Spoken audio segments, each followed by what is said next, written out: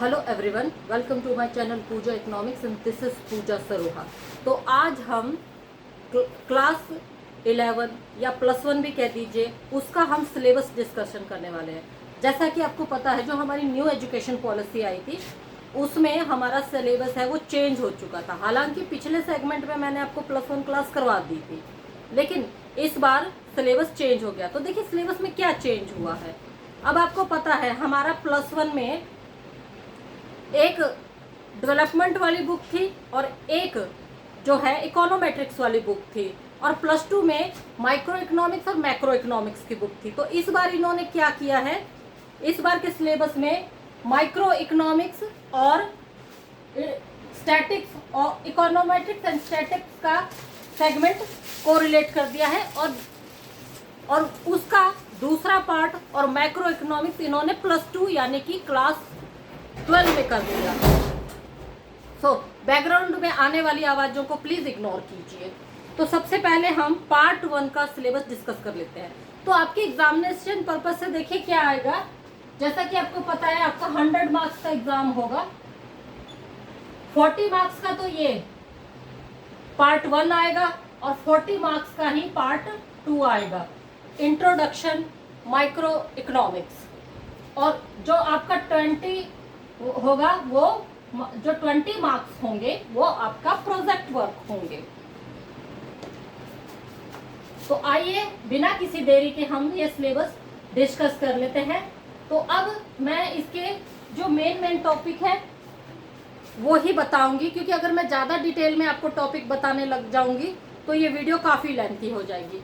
सो हमारा पार्ट 1 है economics and statics. So first is introduction of economics and statics. Second one is collection of data. Third, organization of data. 4, presentation of data. 5, measures of central tendency. Arithmetic mean. 6, measures of central tendency, median and mode. It's MODE mode.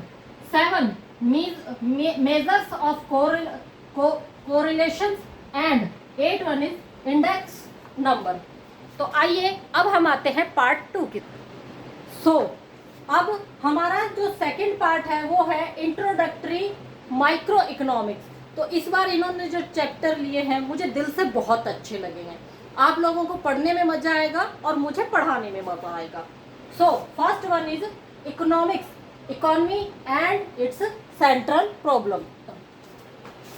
Problem. तो देखिए मैंने कुछ चीजें short form में लिखी है, आप बस उनको मेमोराइज कीजिए। Second one is consumer equilibrium. तो इसमें देखिए हम क्या क्या डिस्कस करेंगे, utility analysis and indifferential analysis.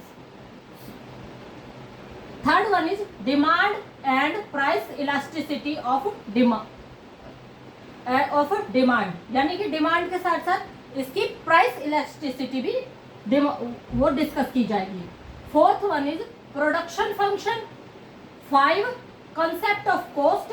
6, concept of revenue. 7, producer equilibrium.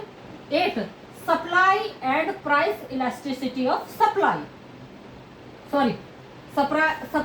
And price elasticity of demand. तो मतलब इसमें जो है डिमांड, मतलब इसमें प्राइस इलास्टिसिटी ऑफ डिमांड भी डिस्कस करेंगे, सप्लाई की भी प्राइस इलास्टिसिटी है वो डिस्कस करेंगे। तो 9 वन इज, तो देखिए इस पार्ट 2 में हमारे 9 चैप्टर हैं। Form of market and price demand determination. तो ये था हमारा सिलेबस क्लास 1 इकोनॉमिक्स का, जो कि चेंज सिलेबस है। तो देखिए इस बार इसमें बहुत अच्छे अच्छे टॉपिक हैं। तो ये उन लोगों के लिए भी हेल्पफुल हो सकते हैं जो आगे इकोनॉमिक्स में बैचलर डिग्री या पोस्ट ग्रेजुएशन डिग्री या PhD कुछ भी कर सकते हैं। ये जो सिलेबस है उनके लिए बेस का काम करेगा। So thank you very much. अगले सेगमेंट में हम इनको डिटेल में डिस्कस करेंगे।